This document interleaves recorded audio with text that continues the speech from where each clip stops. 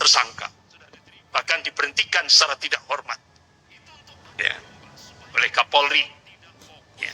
Tapi yang menjadi pertanyaan kita, saat FPI dibubarkan oleh Pak Mahfud MD sebagai Kementerian Polhukam, itu banjir karangan bunga di kantor Menko Polhukam ya.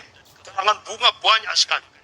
Tapi begitu Kapolri membubarkan Satgasus Merah Putih yang dipimpin oleh Sambo ini, ya kan, Jenderal Sambo diberhentikan secara tidak hormat, tidak ada satu karangan bunga pun di Kapolri, di kantor Kapolri, di Mabes Polri, tidak ada. Berarti Pak, ya kan, oligarki ini, ya kan, berarti ini yang bermain oligarki.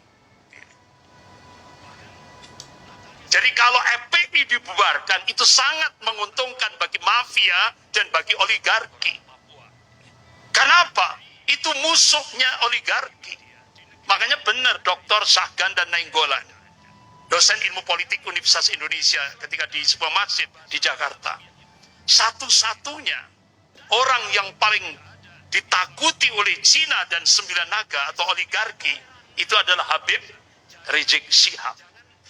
Langsung Bareskrim Mabes Polri langsung nangkap Dr. Sahgan dan Nainggolan, diancam 6 tahun penjara.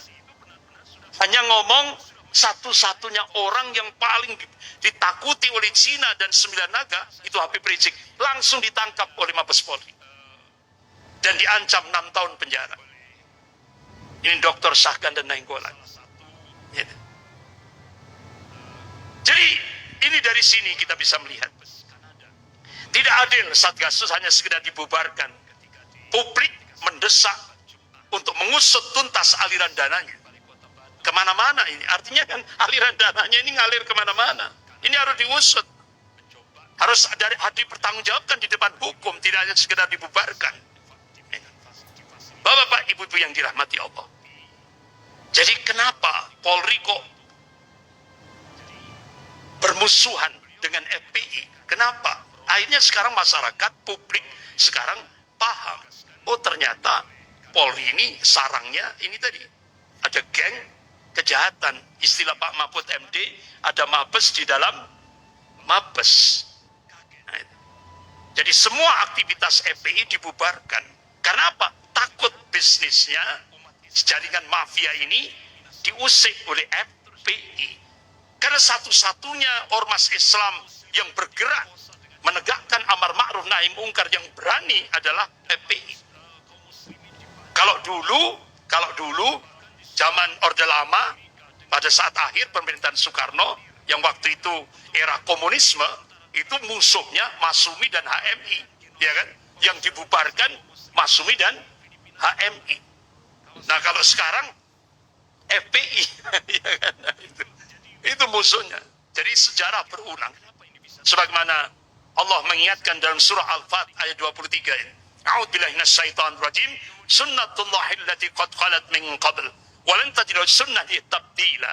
Jadi sunnatullah itu berlaku sejak dulu dan kalian tidak akan pernah menemukan perubahan akan sunnatullah. Artinya apa? Allah mengabarkan sejarah itu akan berulang. Yang membedakan adalah warna dan kualitasnya. Jadi seperti itu. Bapak-bapak, ibu yang dirahmati Allah. Jadi akhirnya sekarang umat Islam menuntut keadilan. Sebagaimana dalam sila kelima Pancasila, keadilan sosial bagi seluruh rakyat Indonesia. Artinya ini keadilan hukum diminta oleh umat Islam di seluruh Indonesia. Ini bukan soal agama, ini bukan soal suku, ini bukan soal status, tapi ini soal kemanusiaan dan ini soal keadilan.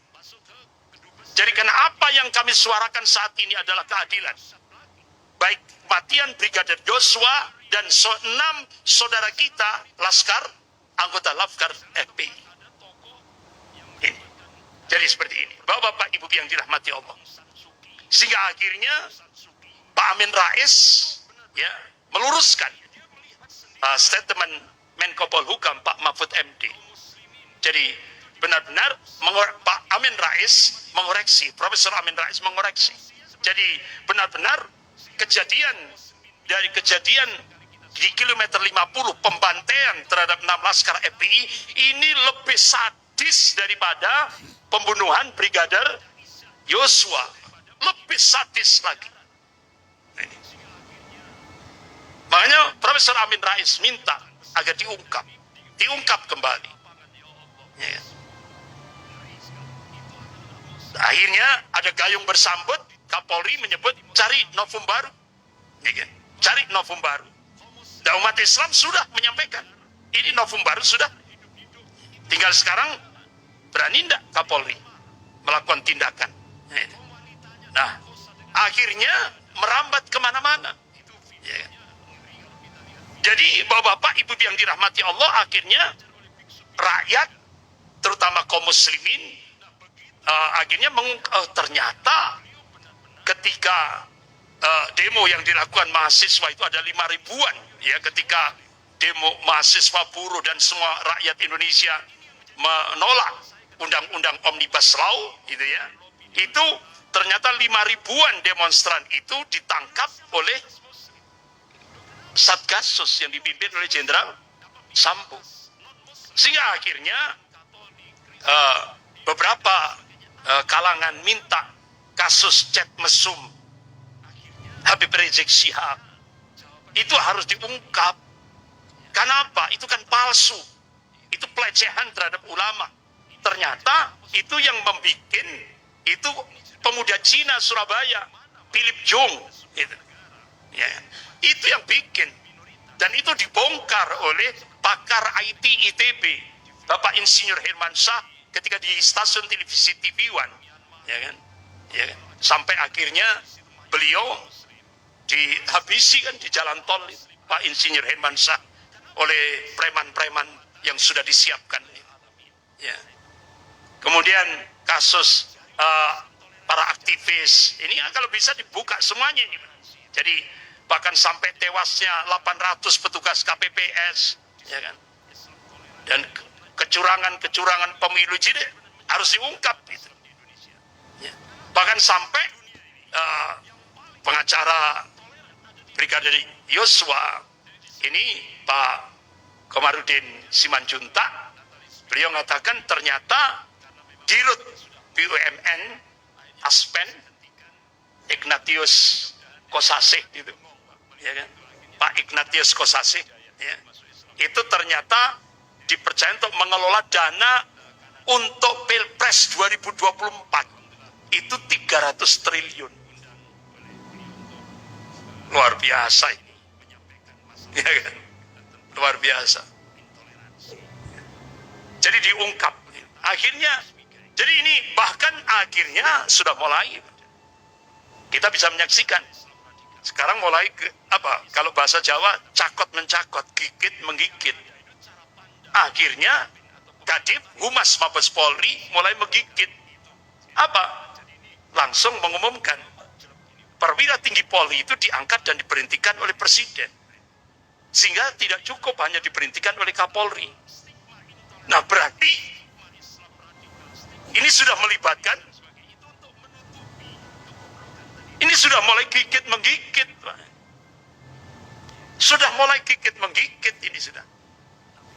Makanya benar salah dari dosen UI, dari pakar militer dari dosen UI, satu-satunya ya negara-negara di seluruh dunia ini di mana Polri di bawah Presiden itu cuma ada di Indonesia, Pak.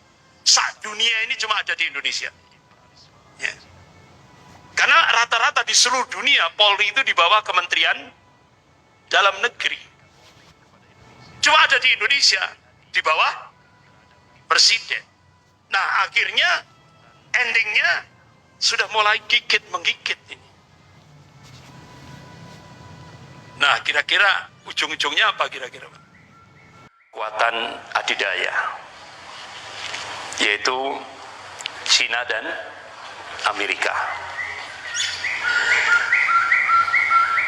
Analisis Pak Profesor Amin Rais menganalisis sudah viral di media sosial. Beliau yang penting sudah menyampaikan tentang bahaya imperialisme Cina. Tidak hanya Pak Amin Rais, Bahkan Jepang itu sudah memberikan warning kepada Indonesia. Hati-hati,